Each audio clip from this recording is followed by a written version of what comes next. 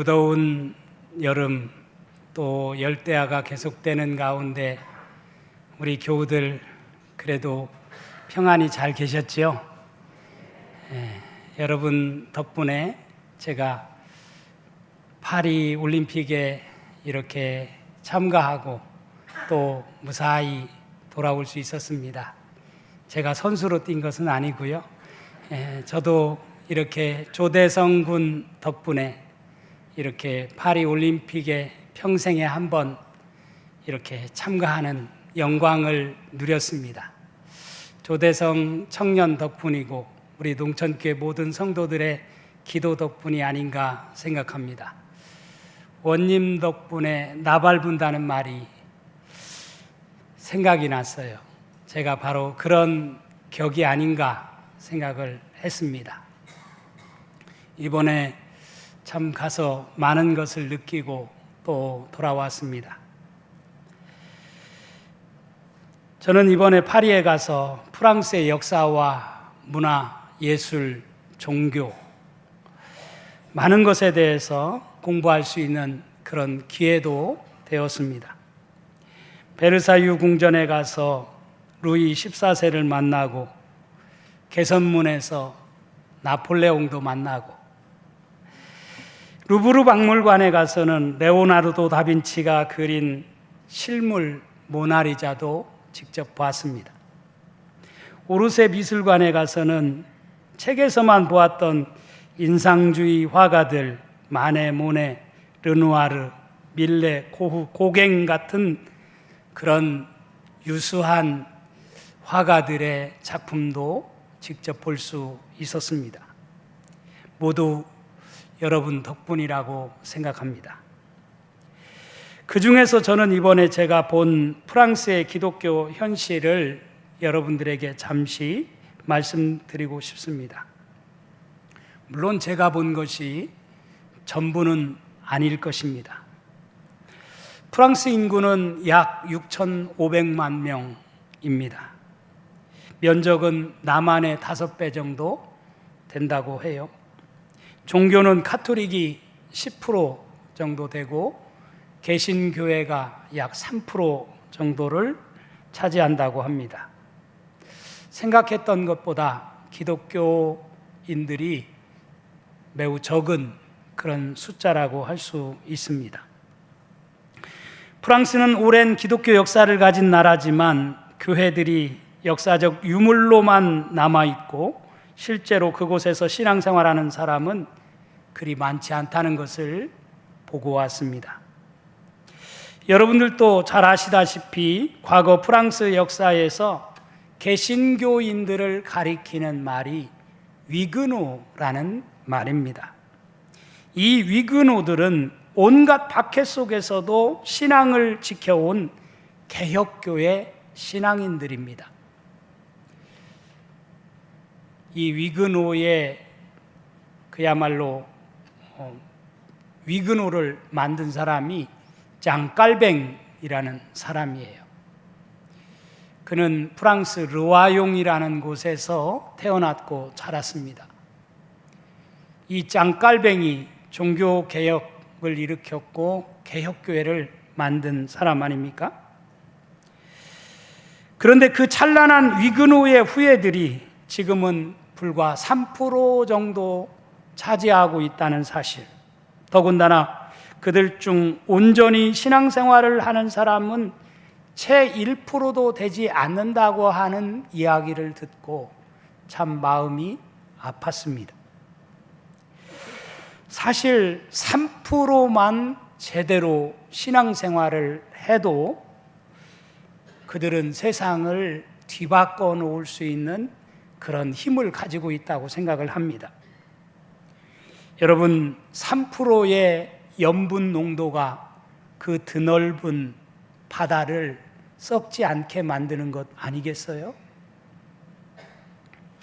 지난날 우리 역사 속에서 보면 일제강점기 기독교인들이 차지하고 있던, 우리나라에서 기독교인이 차지하고 있던 비율이 1.5% 정도밖에는 되지 않았습니다. 하지만 그 적은 숫자가 우리 민족의 자주 독립과 해방을 가져오는 주축 세력이 되었다라고 하는 사실을 우리 역사 속에서 우리는 잘 알고 있습니다. 16세기 가톨릭이 지배하던 세상에서 위그노들이 등장하여 프랑스를 새롭게 만들었습니다. 그러면서 저들에게는 세 가지 슬로건이 있었습니다. 첫째, 우리는 하나님의 말씀으로만 산다. 그게 첫 번째의 그들의 슬로건이었어요. 우리는 하나님의 말씀으로만 산다. 두 번째로는 우리는 예배에 목숨을 건다. 세 번째로는 우리는 저항 정신을 가진다. 프랑스 말로 저항이라는 말이 레지스탕스라는 말입니다. 프랑스에서 레지스탕스라는 말 우리가 많이 듣게 되죠. 저항 정신을 가진다. 프로테스탄트라는 말도 바로 저항하는 자들 이러는 그런 의미를 가지고 있습니다. 개신교인, 개혁교회가 바로 프로테스탄트 아닙니까? 그런데 이번에 제가 황성철 집사와 함께 주일날 프랑스 개혁교회를 방문했는데 참 실망을 했습니다. 노르망디, 우리로 말한다면 이 노르망디가 강원도와 같은 그런 지역이라고 할 수 있어요. 그런데 황 집사님이 가진 그 별장이 노르망디에 있는데 그 노르망디에서 이제 주일날 아침 예배를 드리기 위해서 한 40여 분 차를 타고 도시로 나갔습니다. 그런데 겨우 어렵게 이 도시에 가서 주일 예배를 드리려고 하는데 주일 예배를 드리는 그런 교회를 찾기가 쉽지 않은 것입니다. 겨우 한 교회를 찾아갔는데 평상시에는 한 30여 명 모인다고 해요. 그런데 그날 예배에 참석한 분들이 약 한 15분 정도가 예배를 드리고 있었습니다. 거의 다 노인분들이었습니다. 참 과거 찬란했던 선배들의 위그노 신앙이 어디로 갔는지 안타깝다는 생각을 하면서 예배를 드렸습니다. 또 그곳에 있는 동안 김희은 목사와 연락하여 최근 프랑스 개혁교회의 근황을 들을 수가 있었습니다. 우리 교회를 오래 다니신 분들은 우리 김희은 목사가 우리 교회에서 2001년부터 2004년까지 우리 교회를 섬기다 프랑스로 유학 가서 그곳에 사는 사람과 결혼하여 가정을 이루고 지내다가 최근 프랑스 개혁교회에서 지금 사역을 시작을 했습니다. 아쉽게도 김 목사는 제가 프랑스에 있는 동안 만날 수 없었어요. 전화 통화만 했습니다. 왜냐하면 프랑스 남부지방에 있는 한 교회 임시 목사로 사역 중이었기 때문입니다. 프랑스 개혁교회도 지금 지방에는 거의 목사가 부족해서 다른 나라 목사들을 초청해서 지금 목회를 하게 하고 있다라고 하는 이야기를 김 목사로부터 들었습니다. 저는 이 이야기를 들으면서 참 남의 나라 이야기가 아님을 실감을 했습니다. 우리나라도 최근 신학교에 들어오는 학생이 급감해서 목사가 되겠다고 나서는 사람들이 없어서 지금 신학교가 문을 닫을 판입니다. 얼마 지나지 않으면 시골 같은 곳에는 목회자를 구할 수가 없다는 이야기가 나오는 상황입니다.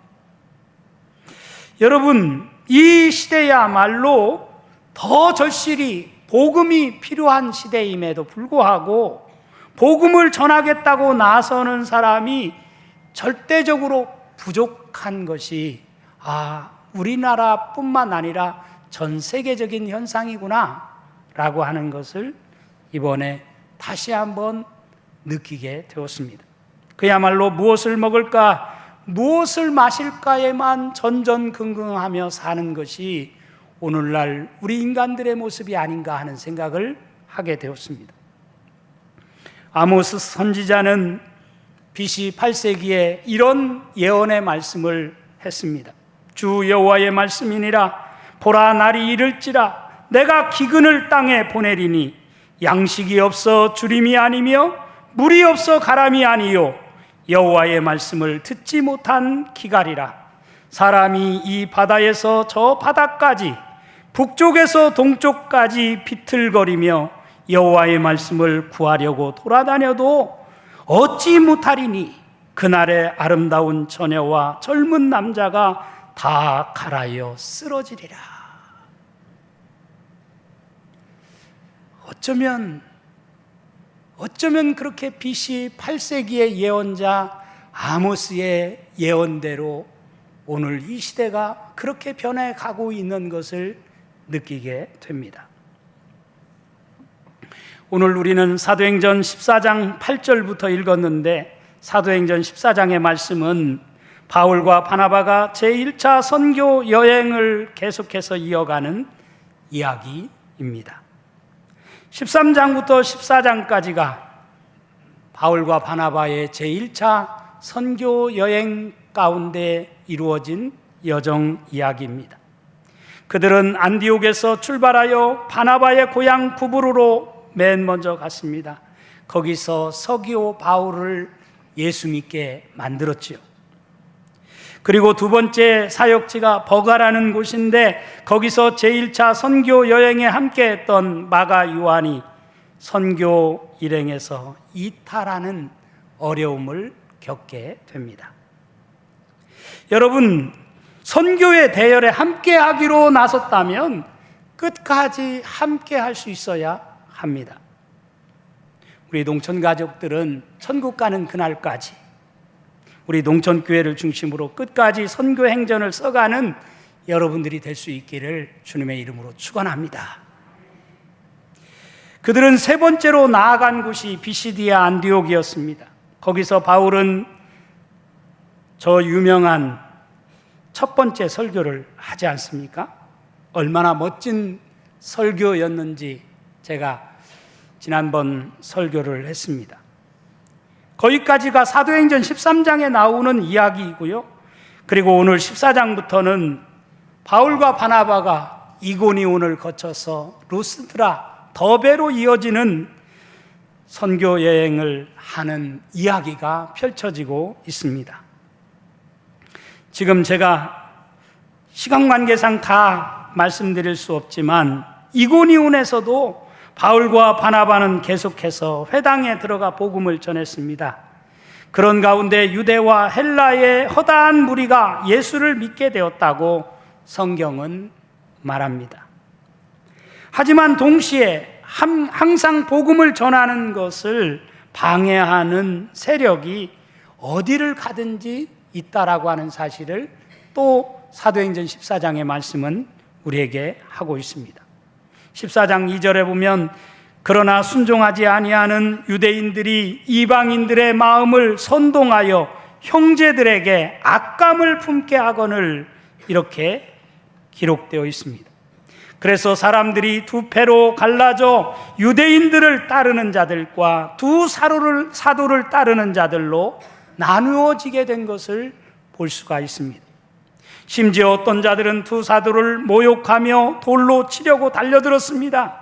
그래서 어쩔 수 없이 저들은 루스드라 지방으로 도망치게 되었다라고 하는 사실을 말해주고 있습니다. 거기까지가 사도행전 14장 7절까지의 말씀에 나온 내용입니다. 이처럼 복음을 전하다 보면 언제나 복음을 잘 받아들이는 사람도 있지만 복음을 거부하거나 심지어 박해하는 사람들도 얼마나 많은지 모릅니다. 여러분, 이게 세상이에요.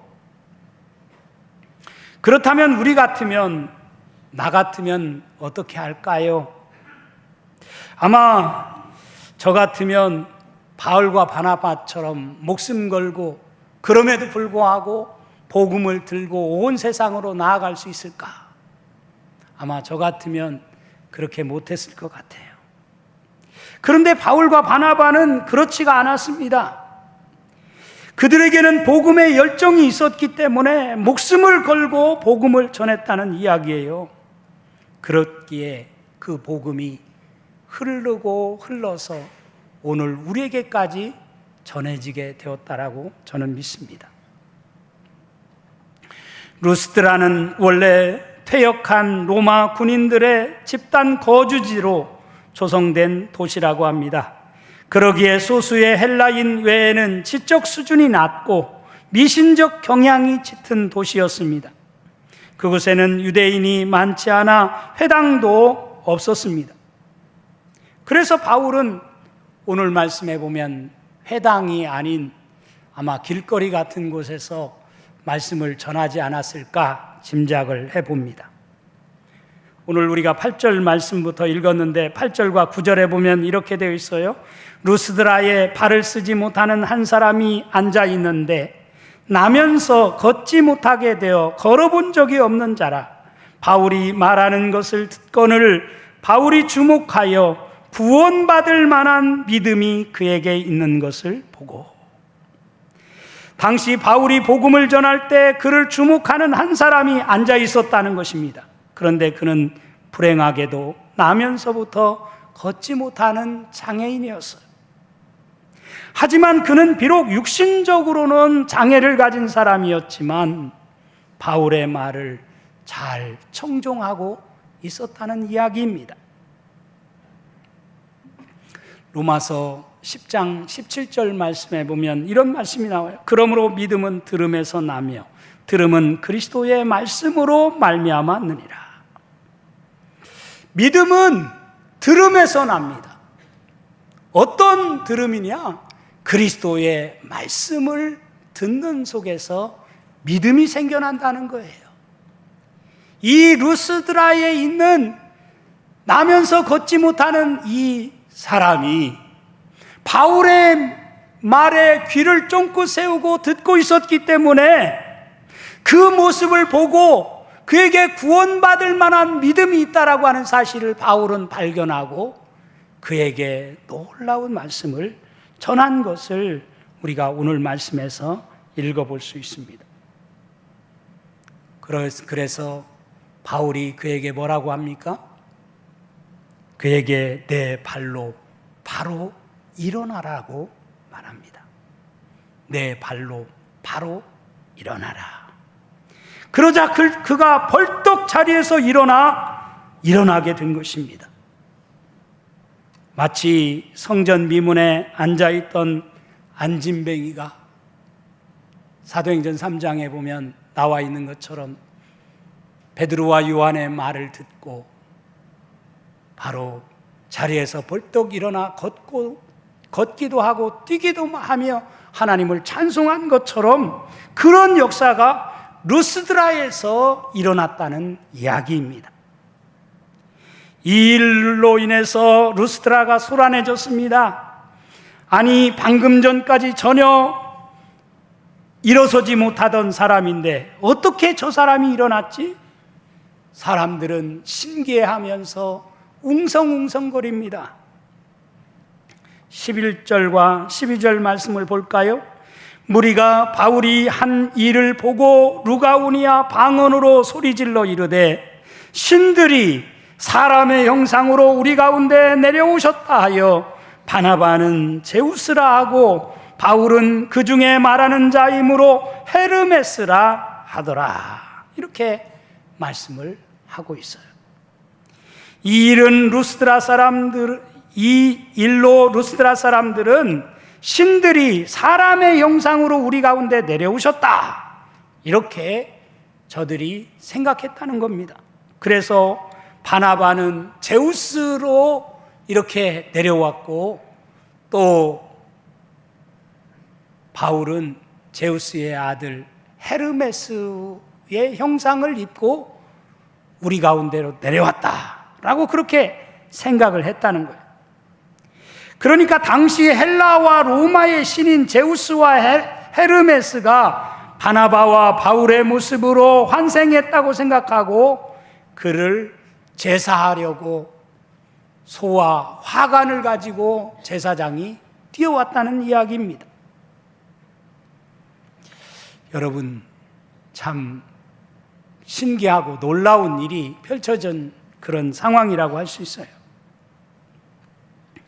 물론 평생 걷지 못하던 사람이 자리에서 벌떡 일어나 걷는 모습을 보니까 너무너무 신기하고 놀랍고, 이것은 신의 힘이 아니고서는 도저히 불가능한 일이라고 생각했기 때문에 저들은 제우스와 헤르메스가 환생한 것이라고 그렇게 생각을 했겠지요.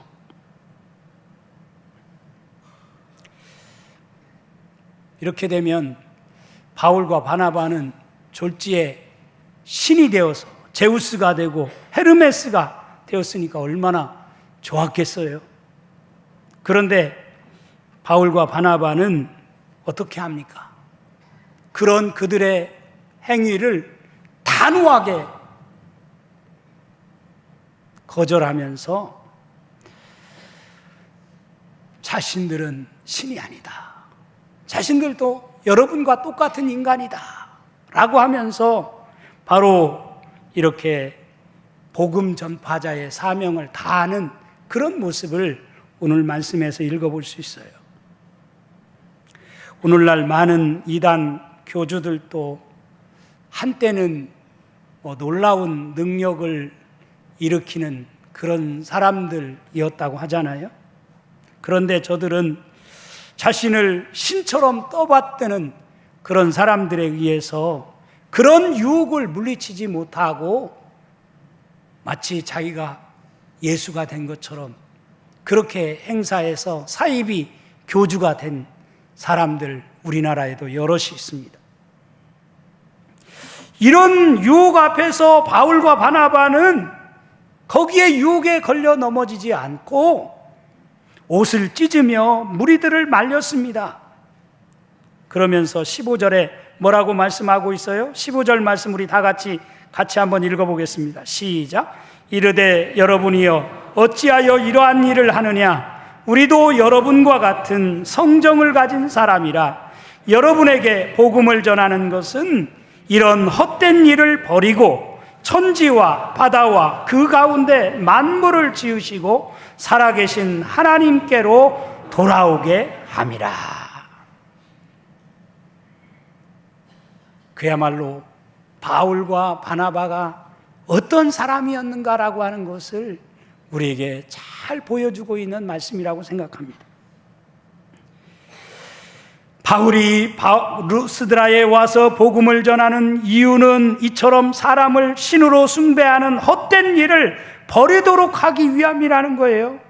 그러면서 바울은 하나님을 어떻게 소개하고 있어요? 천지와 바다와 그 가운데 만물을 지으시고 살아계신 하나님이시다 라고 소개하고 있습니다. 천지를 지으시고 살아계셔서 지금도 만물을 다스리고 계시는 분이 바로 우리가 믿는 하나님이다.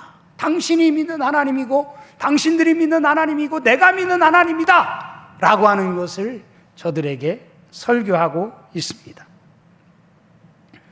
그러면서 16절과 17절 말씀에 이렇게 또 말씀합니다. 우리 16절과 17절 말씀도 같이 읽겠습니다. 시작. 하나님이 지나간 세대에는 모든 민족으로 자기들의 길들을 가게 방임하셨으나 그러나 자기를 증언하지 아니하신 것이 아니니 곧 여러분에게 하늘로부터 비를 내리시며 결실기를 주시는 선한 일을 하사 음식과 기쁨으로 여러분의 마음에 만족하게 하셨느니라 하고, 하나님이 다 유대인들에게 뿐만 아니라 이방인들에게도 똑같이 하나님은 자기 계시를 드러내셨다는 거예요. 어떻게? 여러분에게 하늘로부터 비를 내리시며 결실기를 주시는 선한 일을 하사 음식과 기쁨으로 여러분의 마음에 만족하게 하셨느니라. 그렇게 말씀을 합니다. 한마디로 바울은 자연 계시를 통해서 역사하시는 하나님을 저들에게 소개하고 있는 것입니다. 이처럼 바울은 유대인들에게는 유대인들에게 맞게, 또 이방인들에게는 이방인의 눈높이에서 하나님을 소개하고 있는 것을 볼 수가 있습니다. 이 사건으로 인해서 루스드라 도시가 시끄러워졌습니다. 그래서 오늘 우리가 14장 19절 말씀에 보면 이렇게 되어 있습니다. 19절 말씀도 같이 읽겠습니다. 시작. 유대인들이 안디옥과 이고니온에서 와서 무리를 충동하니 그들이 돌로 바울을 쳐서 죽은 줄로 알고 시외로 끌어내치니라. 비시디아 안디옥과 이고니온에서 온 이들까지 합세하여 바울을 돌로 쳤다는 것입니다. 여러분, 조금 전까지 바울과 바나바를 어떻게 저들이 생각했어요? 제우스와 헤르메스가 환생했다라고 주장했던 저들이 하루아침에 돌변해서 돌로 쳐 죽이려고 달려드는 그런 모습으로 변했다는 이야기입니다. 이게 세상이에요. 이게 인간입니다. 이게 어쩌면 우리들이에요. 얼마나 간사한 존재입니까? 조변석계와 같이 하루아침에 생각이 바뀌는 자들입니다. 그러기에 우리가 신뢰하고 따를 분은, 우리가 믿고 의지할 분은 오직 살아계신 하나님뿐이라고 하는 사실을 믿는 것이 중요하다고 생각합니다. 사랑하는 성도 여러분, 이렇게 바울과 바나바는 박해를 뚫고 어디를 가든지 복음을 전파하는 복음의 사역자로서의 사명을 다했다라고 하는 사실을 오늘 우리가 읽은 사도행전 14장의 말씀을 통해서 우리는 다시 한번 깨닫게 되어져요. 이렇게 복음이 전해져서 오늘 우리에게까지 증거되어지게 된 거예요. 그런데 앞에서도 말씀드린 것처럼 이렇게 해서 값비싼 복음으로 우리에게 전해진 이 복음이 지금 세계 곳곳에 복음을 알지 못하는 사람들이, 복음을 듣지 못하는 사람들이 너무나 많다라고 하는 사실을 우리는 깨닫게 되어져요. 복음 전파자로 나선 사람들이 없다라고 하는 사실을 우리가 알 수 있어요. 하나님은 우리 농천교회를 올해 다시 선교적 교회로 세우시기 위해서 우리에게 이런 표어를 주셨다고 믿습니다. 우리로 하여금 이렇게 사도행전 14장의 말씀을 통해서 바울의 제1차 선교 여행에 관한 말씀을 듣게 하신 것은 우리도 바울과 바나바와 같이 복음 전파자의 사명을 감당해서 내 주변에 아직까지도 이 복음을 알지 못하고 듣지 못하고 살아가는 사람들에게 그리스도의 복음을 전파하는 사명이 우리에게 있음을 다시 한번 깨닫는 우리 동천의 모든 성도들이 되어서 우리 모두를 통해서 이 땅에 그리스도의 복음이 널리 전파되어지는 놀라운 역사를 이루는 우리 모두의 삶이 되어줄 수 있기를 주님의 이름으로 축원합니다.